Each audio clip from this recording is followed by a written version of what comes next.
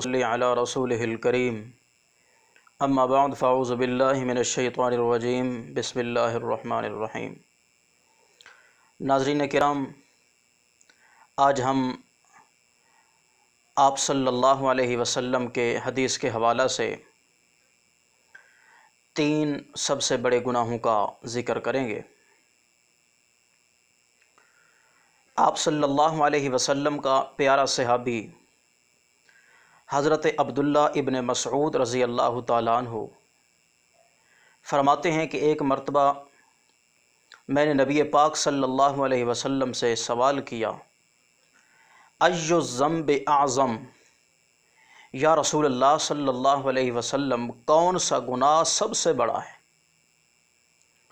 تو آپ نے فرمایا کہ تمام گناہوں میں سے سب سے بڑا گناہ یہ ہے ان تجعل للہ ندا وہو خلقک، بخاری اور مسلم کی حدیث ہے کہ تو اللہ کے ساتھ کسی چیز کو، کسی ذات کو شریک بنائے حالانکہ اس اللہ نے تجھے پیدا کیا ہے۔ پھر حضرت عبداللہ بن مسعود نے عرض کی، یا رسول اللہ ثم ایُّ، پھر کون سا گناہ اس گناہ سے بڑا ہے؟ تو آپ نے فرمایا ان تقتل ولدک خشیۃ ان یأکل معک، کہ تو اپنی اولاد کو اس ڈر سے قتل کرے کہ وہ تیرے ساتھ کل کو کھائے گی، یعنی بھوک کی وجہ سے تو اپنی اولاد کو قتل کرے۔ پھر حضرت عبداللہ بن مسعود نے عرض کی ثم ایُّ، پھر یا رسول اللہ کون سا گناہ سب سے بڑا ہے؟ آپ نے فرمایا کہ اپنی پڑوسی کی بیوی کے ساتھ بدکاری کرنا، یہ بھی سب سے بڑا گناہ ہے۔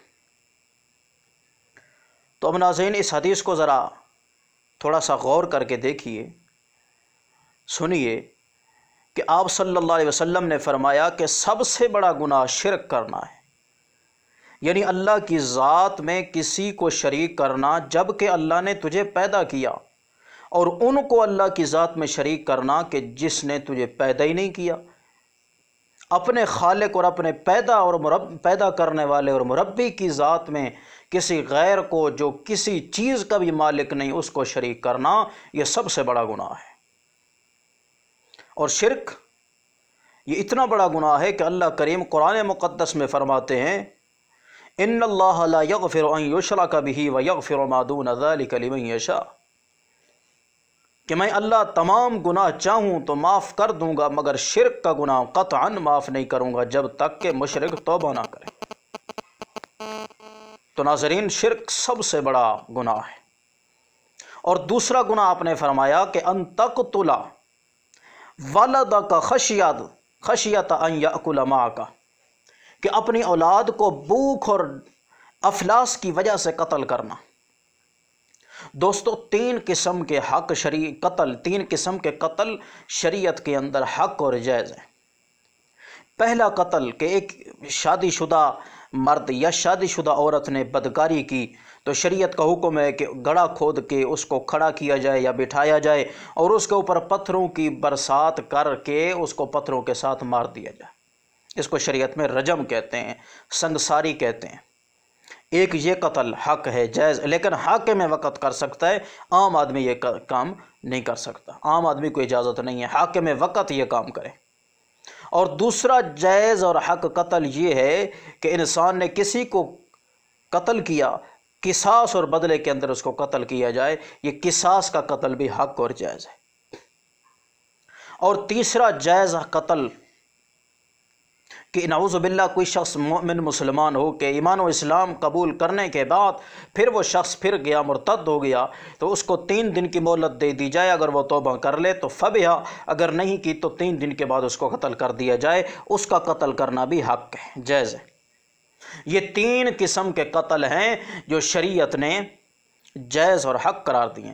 ان 3 کے علاوہ ہر قسم کا قتل گناہ کبیرہ ہے، اور پھر اپنی اولاد کو بھوک کی وجہ سے قتل کرنا، بھائیو رازق اللہ ہے، رزق دینے والا اللہ ہے۔ جو اللہ ماں کے پیٹ میں بن مانگے رزق دے سکتا ہے، پیٹ کے اندر رزق پہنچا سکتا ہے جب ہم مانگنے والے بھی نہیں تھے، ہم سوچ بھی نہیں سکتے، ہم دیکھ بھی نہیں سکتے، ہماری زبان بھی نہیں ہل سکتی، جب اللہ اس وقت ہمیں رزق پہنچا رہا ہے تو کیا جب ہم اس دنیا میں آئے اللہ ہمیں رزق نہیں دے گا، ہماری اولاد کو رزق نہیں دے گا؟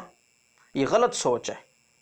رازق اللہ ہے، رزق دینے والی اللہ کے ذات ہے۔ جو اللہ ہمیں دے رہا ہے وہ ہماری اولاد کو بھی دے گا۔ اور تیسرا گناہ کہ اپنی پڑوسی کی بیوی کے ساتھ بدکاری کرنا۔ بدکاری بہت بڑا گناہ ہے۔ اللہ کریم کا قرآن 15ویں پارے میں فرماتے ہیں لا تقربوا الزنا، بدکاری کے قریب نہ جانا، انہ کان فاحشہ، وہ کھلی بے حیائی ہے، وساء سبیلا، اور برا راستہ ہے۔ بدکاری اور الٹا پڑوسی کی بیوی کے ساتھ، پڑوس کے ساتھ بدکاری کرنا، یہ تو اس سے بھی بڑا گناہ ہے۔ اور اللہ کے نبی نے فرمایا انتزانیہ، یعنی ایک دوسرے کی باہمی رضامندی کے ساتھ، کہ وہ عورت بھی راضی ہے بدکاری کرانے پہ، مرد بھی راضی ہے، اس کے باوجود یہ بدکاری ہے۔ اور عام بدکاری سے بھی سب سے بڑا گناہ ہے اپنی پڑوس کی بیوی کے ساتھ بدکاری کرنا۔